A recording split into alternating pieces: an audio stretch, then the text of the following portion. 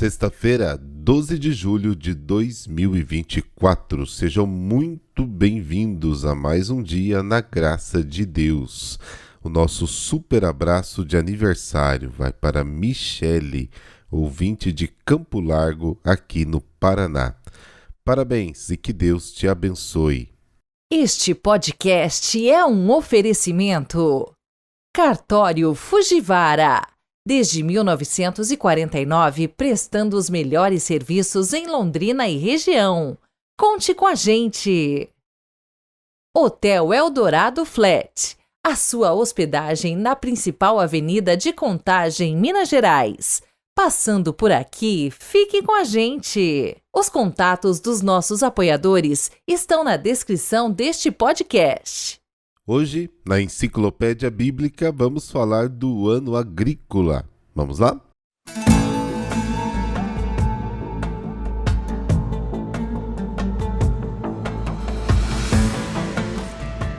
Bom, faz algum tempo foi descoberto em Gazer, em Israel, uma laje de calcário do Templo do Salomão, na qual está escrito uma espécie de exercício escolar. Convencionou-se chamá-la de calendário de Gazer.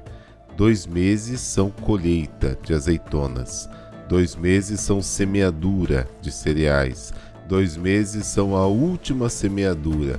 Depois 1 mês é preparação do terreno para o linho, 1 mês é a colheita da cevada, 1 mês é a colheita e festa, 2 meses são trato das videiras, 1 mês é fruto de verão.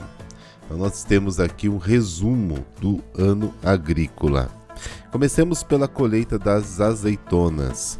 De setembro ou outubro até novembro era o tempo de colher e prensar as azeitonas.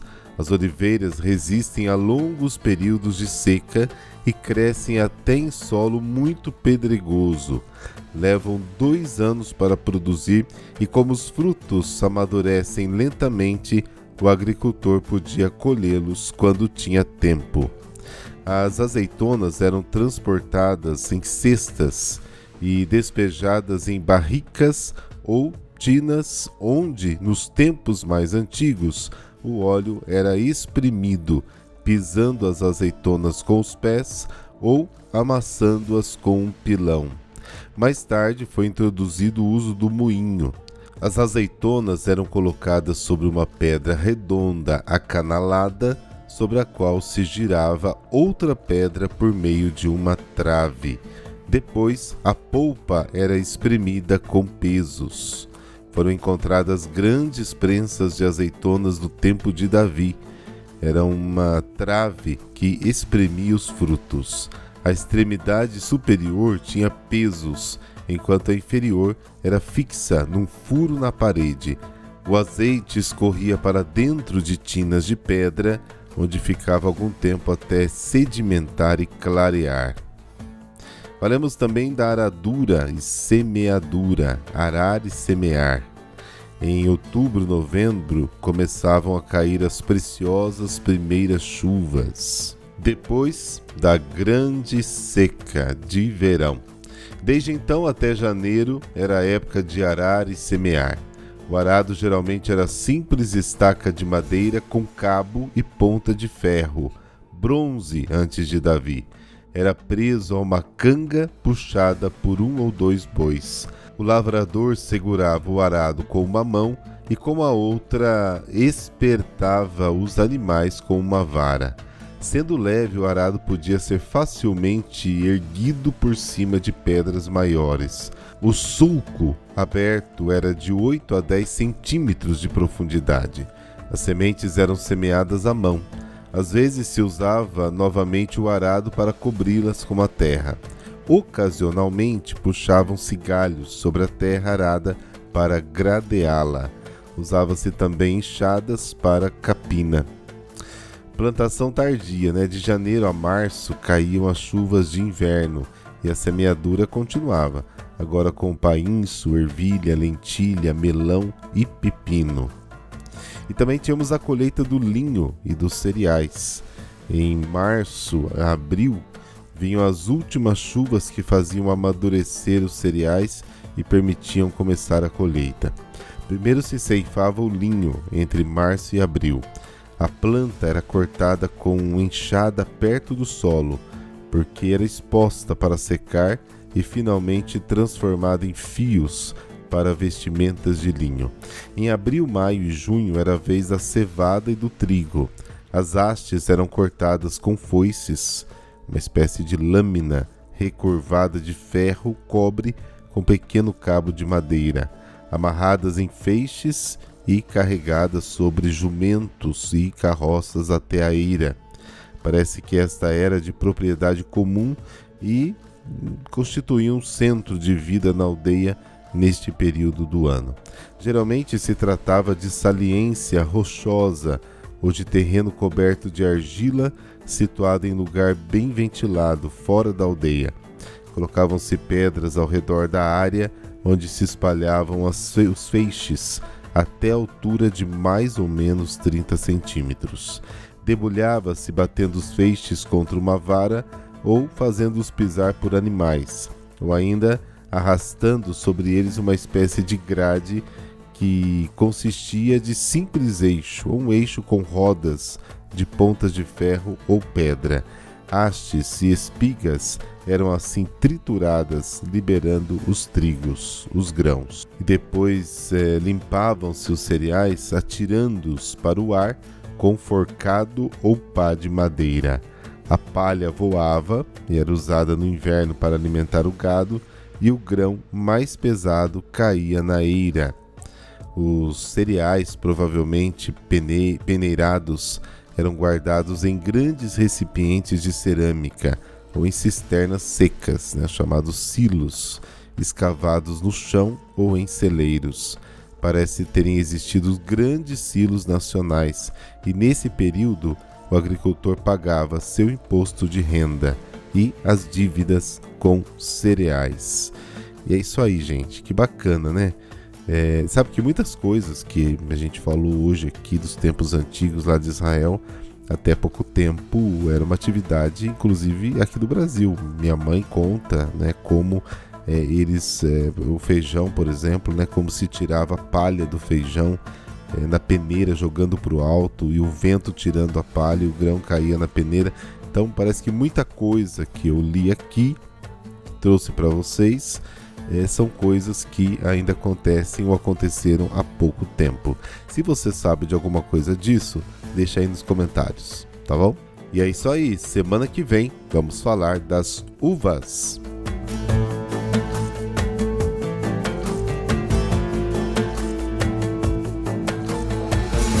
A comunidade dos seus discípulos, chamados e reunidos à sua volta, e investidos da mesma autoridade de colaboradores, Jesus lhes confia orientações em vista da sua missão futura.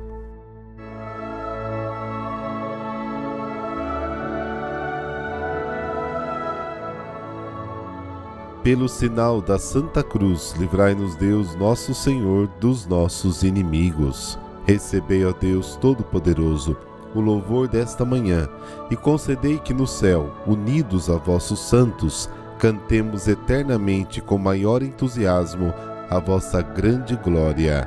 Amém.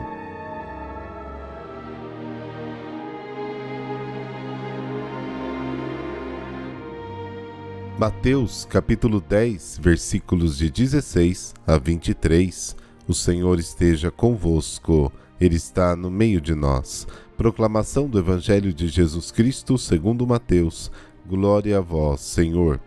Naquele tempo disse Jesus aos seus discípulos: Eis que eu vos envio como ovelhas no meio de lobos. Sede, portanto, prudentes como as serpentes e simples como as pombas. Cuidado com os homens, porque eles vos entregarão aos tribunais e vos açoitarão nas sinagogas. Vós sereis levados diante de governadores e reis por minha causa, para dar testemunho diante deles e das nações. Quando vos entregarem, não fiqueis preocupados como falar ou o que dizer. Então, naquele momento, vos será indicado o que deveis dizer. Com efeito, não sereis vós que havereis de falar, mas sim o Espírito do vosso Pai é que falará através de vós. O irmão entregará à morte o próprio irmão. O pai entregará o filho. Os filhos se levantarão contra seus pais e os matarão. Vós sereis odiados por todos por causa do meu nome, mas quem perseverar até o fim, esse será salvo. Quando vos perseguirem numa cidade, fugi para outra. Em verdade vos digo, vós não acabareis de percorrer as cidades de Israel antes que venha o Filho do Homem. Palavra da salvação. Glória a vós, Senhor.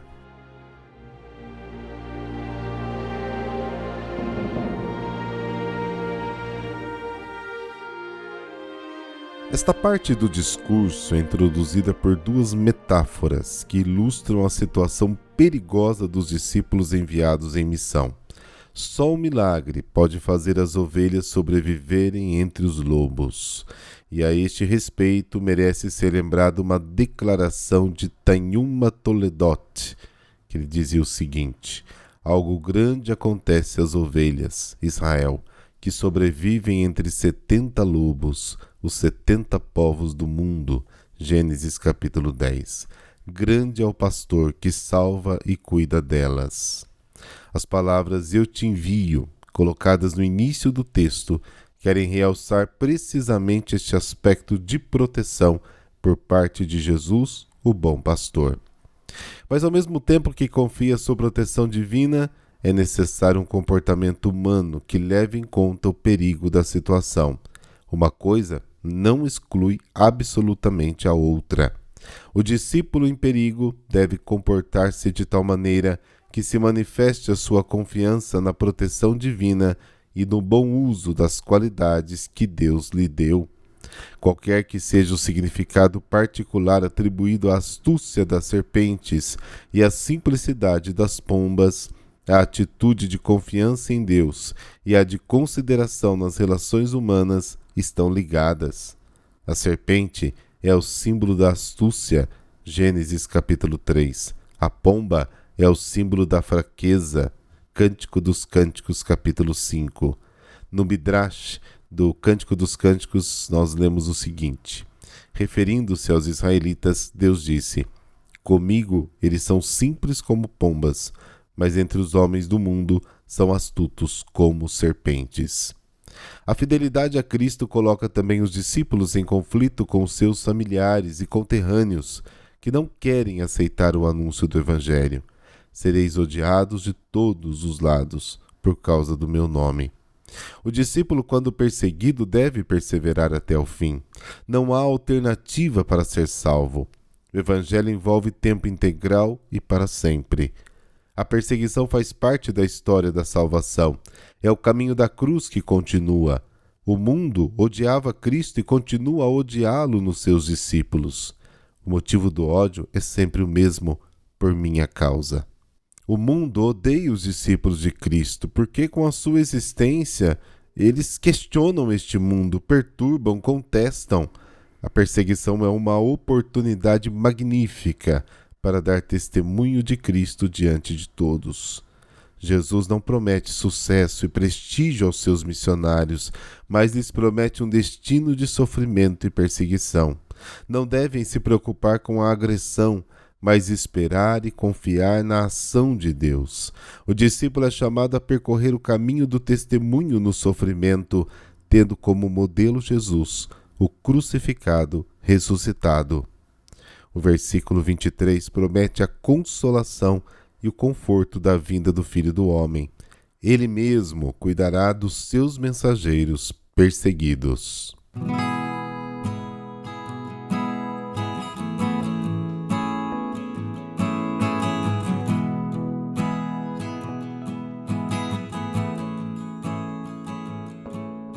São João Gualberto. Ele nasceu no ano de 995 em Florença, na Itália, de pais nobres e cristãos. Seu pai o educou junto com o irmão mais velho para saber defender e administrar o patrimônio e a honra da família como bons cavaleiros, hábeis nas armas e nas palavras. Sua mãe proveu o ensino religioso. Aconteceu que o irmão foi assassinado e João jurou vingança. Na sexta-feira de 1028, ele encontrou o homicida sozinho e desarmado numa estrada deserta próximo da cidade e imediatamente puxou a espada. O homem caiu de joelhos e, abrindo os braços, implorou: por amor de Jesus, que neste dia morreu por nós, tem piedade de mim, não me mates. Tocado pela misericórdia do Senhor, João largou a espada, desceu do cavalo e o abraçou fraternalmente, perdoando-o. E saindo dali, dirigiu-se diretamente para a igreja de São Miniato, ajoelhando-se diante do crucifixo do altar. Consta que a imagem do Cristo inclinou-se sobre ele em aprovação, e dele João ouviu: vem e segue-me. Foi tomado então de grande paz de espírito e resolveu tudo abandonar para se tornar religioso. Ingressou no mosteiro beneditino de Florença, vivendo exemplarmente a humildade, a disciplina e o seguimento da santa regra, na oração e no estudo, na penitência e na caridade. Aprendeu então a ler e escrever. Os nobres da época davam mais importância ao conhecimento das armas e adquiriu os dons da profecia e dos milagres. Estimado por todos, foi eleito abade em 1305, mas logo renunciou, indignado, descobrindo que o tesoureiro do mosteiro havia subornado o bispo local para sua escolha. João os denunciou e combateu, mas foi tão ameaçado que saiu do mosteiro. Mudou-se para a rústica casa encontrada numa floresta da montanha Vallombrosa, nos Montes Apeninos, seguido por alguns monges. Sua fama de santidade logo atraiu jovens para a vida religiosa e João fundou um novo mosteiro com as regras beneditinas. O Papa acabou por aprovar a ordem dos monges beneditinos de Vallombrosa, onde João implantou tão respeitado centro de estudos que bispos e sacerdotes vinham de fora para se aprofundarem em espiritualidade. De acordo com a regra de São Bento, os monges oravam e trabalhavam a terra, plantando para alimentar o mosteiro e inclusive replantando os bosques do local. Por isso são considerados os precursores da agricultura autossustentável. Saíram dali também monges missionários para evangelizar em Florença e depois em muitas outras cidades italianas, com a construção de novos mosteiros em, por exemplo, Passignano e na Úmbria. Foi neste último que João Gualberto faleceu, no dia 12 de julho de 1073, sendo considerado o herói do perdão. Os monges da sua fundação se tornaram nos séculos seguintes especialistas em botânica e assim convidados para criar a Cátedra de Botânica da reconhecida Universidade de Pávia. Já outras universidades famosas, como as de Roma, Pádua e Londres, buscavam nos seus mosteiros os seus mestres para essa matéria. Desse modo, o Papa Pio XII declarou São João Gualberto o padroeiro da engenharia florestal. Rezemos. Senhor, que nos perdoastes na paixão e ressurreição do vosso Filho, concedei-nos por intercessão de São João Gualberto a graça de rejeitar energicamente os favorecimentos ilícitos e outras tentações egoístas, como a vingança covarde, e não recusemos o trabalho de cultivar a verdade, de modo a que floresça em nossa alma a árvore que dá bons frutos, aquela que forneceu o madeiro da cruz, de onde, pregados ao Salvador, podemos pedir a vós: perdoai as nossas ofensas, assim como nós perdoamos a quem nos tenha ofendido. Amém. Abençoe-vos o Deus Todo-Poderoso, Pai, Filho e Espírito Santo. Amém. Bom final de semana para você e até amanhã, se Deus quiser.